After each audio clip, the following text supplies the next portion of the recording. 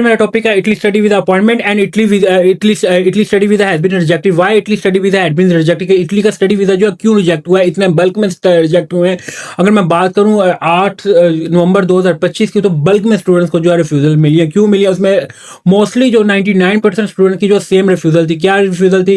कि जो home country के साथ जो हम सेटिस्फाई नहीं है, you will come back in Pakistan. आप बेसिकली स्टडी वीजा के साथ जा रहे हैं, आपके होम कंट्री के टाइज जो आपके स्पॉन्सर के होने चाहिए, बट आप लोगों का इशू क्या हुआ था? You will get bored appointment. Board appointment क्या होता है? बोर्ड अपॉइंटमेंट का आपका केस आगे नहीं जाता। ये मैं बार बार हर वीडियो के अंदर कहता हूं। तो इसके अगर आप लोग अफोर्ड कर सकते हैं तो you will get appointment through रिकोर्सो। रिकोर्सो के थ्रू जो है आप अपॉइंटमेंट ले सकते हैं। वो एक ऑथेंटिक वे जो आप किसी एजेंट या कंसल्टेंट से बाय करते हैं, इट इज बोर्ड अपॉइंटमेंट। दूसरी जो रीजन आई है वो इनकम्प्लीट डॉक्यूमेंटेशन।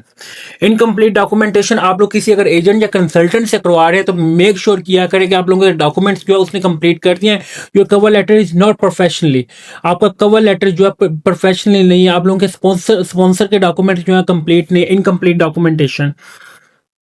अब मैं या कुछ चीजें आप लोग ये दो रीजन है जिस वजह से आप लोगों को जो है सबसे ज्यादा वीजा जो है रिफ्यूज हुआ। इटली स्टडी वीजा रिफ्यूज होने की सिर्फ ये वजह थी। एक first one is board appointment आप लोगों ने बाय किया है। दूसरी चीज अगर मैं बात करूं इनकम्प्लीट डॉक्यूमेंटेशन। अगर आप किसी एजेंट या कंसल्टेंट से करवा रहे हैं तो मेक श्योर उसे ये चीजें किया करें कि आप लोगों को उसने जो डॉक्यूमेंट्स प्रोवाइड किए हैं, जो आप लोगों ने जो ट्रांसलेट करवाए हैं, पोस्टाइल करवाए हैं, वो कंप्लीट डॉक्यूमेंट्स हैं। अब आपका एक क्वेश्चन है, एक बच्चे का वीजा रिफ्यूज हुआ है, किस बात पर रिफ्यूज हुआ है? मास्टर वाले का, उसने मास्टर की डिग्री और बैचलर की जो डिग्री है वो पोस्टाइल नहीं करवाई। किसी ट्रांसक्रिप्ट कहा था, ट्रांसक्रिप्ट करवा लिया, डिग्री हमने पोस्ट और ट्रांसलेट के लिए मुझे कहा नहीं था, मैंने करवाई नहीं। नो, आप लोगों ने ऑल एजुकेशनल मैट्रिक से लेके बैचलर्स तक उनको ट्रांसलेट भी करवाना, उनको पोस्टाइल भी करवाना, वो ट्रांसक्रिप्ट भी करवानी है, वो डिग्री भी करवानी है। आपने बर्थ सर्टिफिकेट भी पोस्टाइल करवाना, आप लोगों ने पुलिस करेक्टर सर्टिफिकेट भी पोस्टाइल करवाना है। आपने कोई बैंक स्टेट, अगर मैं अपने स्पॉन्सर और FRC आप लोगों ने पोस्टाइल करवानी। कोई ऐसा कवर लेटर मेक श्योर किया करें कि आपका प्रोफेशनली फील होना चाहिए। आप लोगों को स्टूडेंट्स, आप लोगों से आपको अपनी डिटेल आप लोगों ने अपनी कवर लेटर के देनी होती है। आपने अपनी स्पॉन्सर की डिटेल जो है मेंशन करनी होती है। आप लोगों ने जिस यूनिवर्सिटी में एडमिशन लिया होता है उसमें प्रॉपर्ली।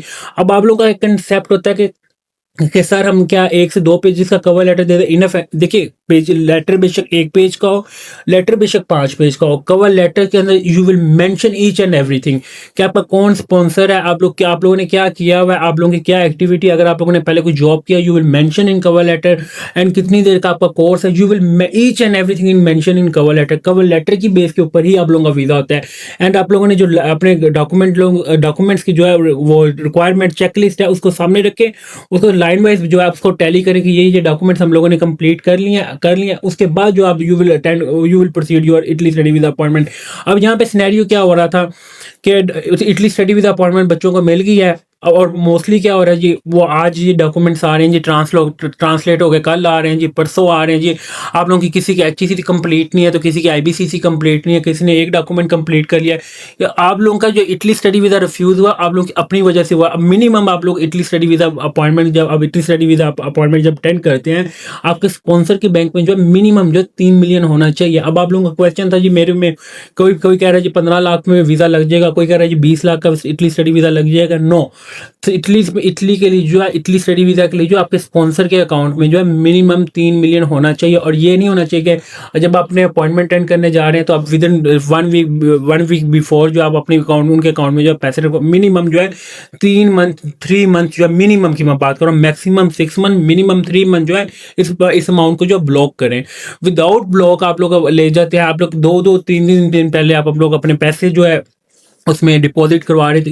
इस कंडीशन में जो है इटली की स्टडी वीजा जो है सबसे ज्यादा रिफ्यूजल होने की रीजन ये थी।